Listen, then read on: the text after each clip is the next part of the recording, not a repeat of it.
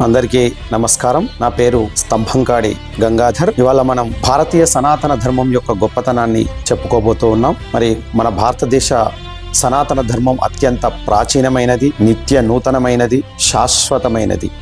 దీనికి అనేక ఆధారాలు మన ఇతిహాస పురాణ గ్రంథాల్లో కనిపిస్తూ ఉంటాయి. మరి భారతీయ కుటుంబ జీవన సుగమనానికి మార్గం నేర్పినటువంటి గొప్ప కావ్యం రామాయణం ఉద్భవించినటువంటి పవిత్రమైనటువంటి నేల మన భారతదేశం. అలాగే మన సామాజిక పరిస్థితులను అత్యంత అద్భుతంగా తీర్చిదిద్దినటువంటి సామాజిక ఇతిహాస కావ్యం మహాభారతం పుట్టినటువంటి పవిత్రమైనటువంటి నేల మన భారతదేశం. అంతేకాకుండా వేదరాశి ఉద్భవించినటువంటి నేల ఇది.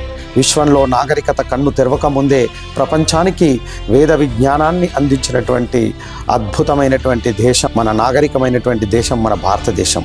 అంతేకాకుండా అష్టాదశ పురాణాలతో ఈ దేశాన్నే కాకుండా ప్రపంచాన్ని కూడా జ్ఞాన సుసంపన్నం చేసినటువంటి దేశం మనది.